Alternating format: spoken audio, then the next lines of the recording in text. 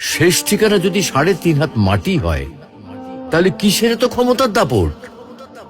ভোর ৫টায় মৃত্যু, সকাল ৬টায় জানিয়ে দেওয়া হবে মাইকে, ৮টায় শেষ গোসল করানো হবে, ৯টায় তোমাকে নতুন কাপড়ে সাজানো হবে, জোহরের নামাজের পরে তোমার আলিশান বাড়ি থেকে বের করে নিয়ে যাওয়া হবে, ২টায় তোমার জানাজার নামাজ পড়ানো হবে, ২:৩০টায় তোমাকে কবরে নামিয়ে ফেলা হবে।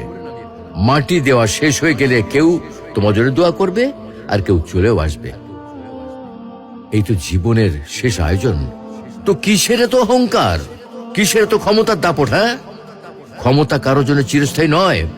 অন্যায়ভাবে কাউকে ঠকালে একদিন ঠিক নিজেকেও ঠকতে হবে, এটাই নিয়ম।